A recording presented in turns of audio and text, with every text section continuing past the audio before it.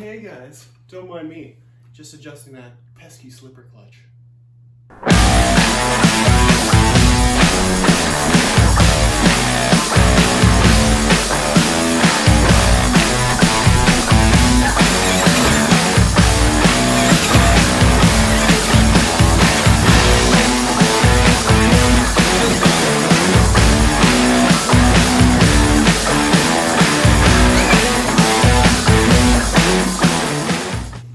I'm sure you've seen a lot about this SCX6.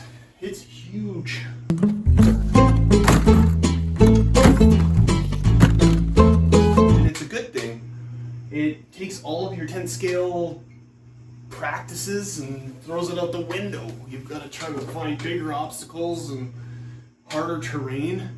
But I'm loving it. I'm loving the different aspect of it. I can't wait for them to make a 6x6 or extensions or the body modifications and different pieces that are coming out for it. Vitavon's got some really cool stuff happening right now. I can't wait to see what Trio has to produce for this.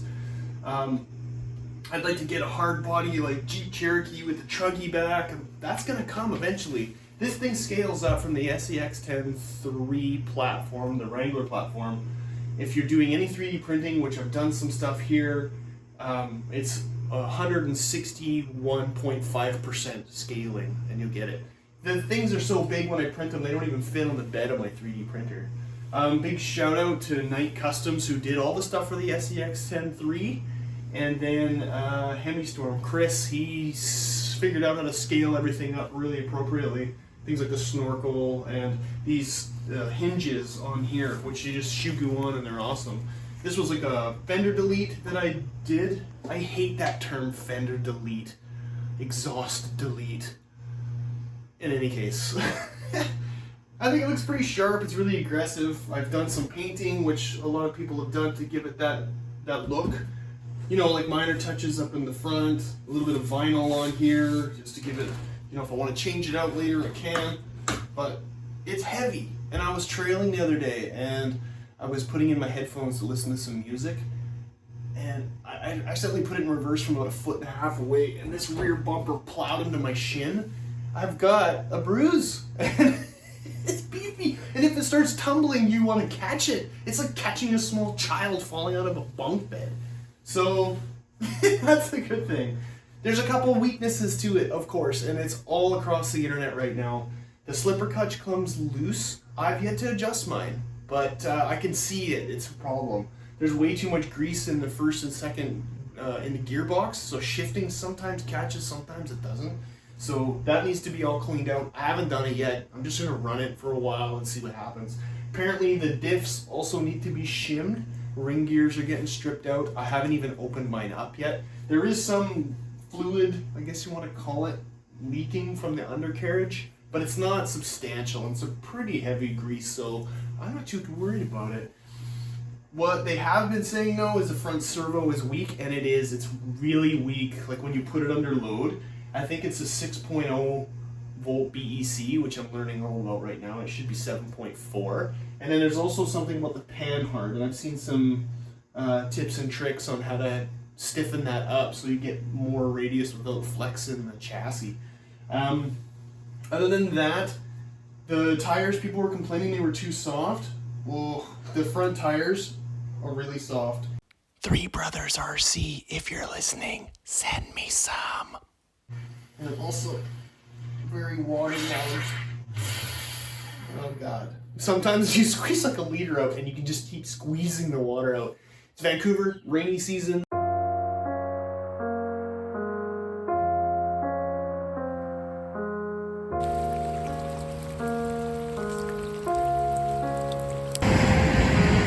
Pumpkins.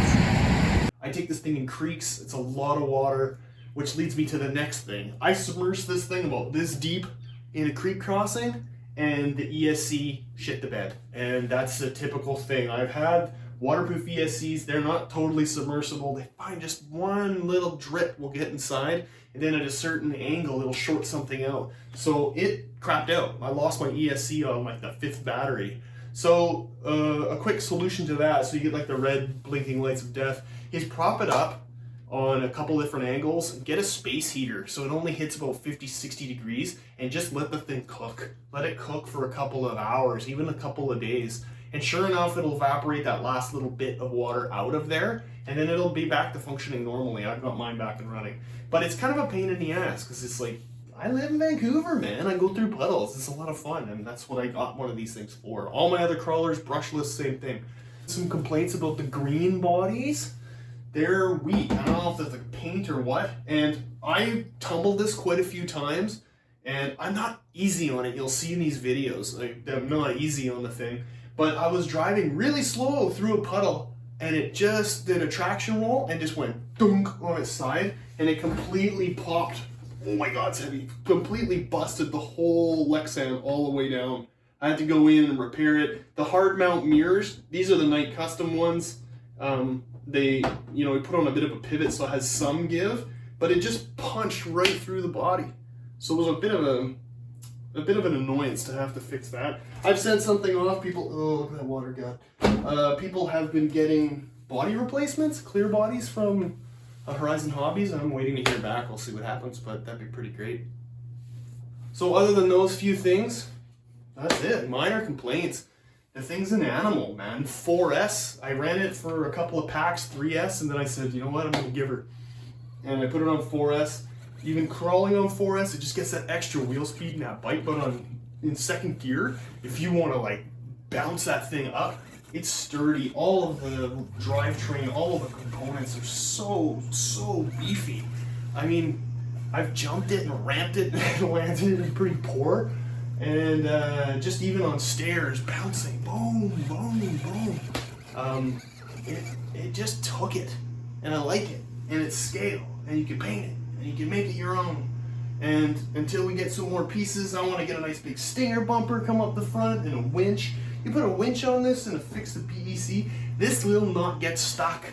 The only problems I had, I could go steep climbs almost like that, and it'll bite because there's so much weight.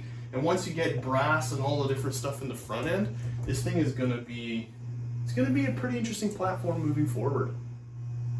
So part of that ESC breaking down was one of the worst things that I had. So with that experience of my ESC breaking or not functioning, I had to carry this monster home, and it's not comfortable. Like typically you can pick up 1/10 by the rear axle and just haul it home or take it out to the course.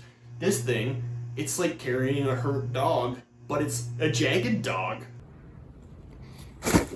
No.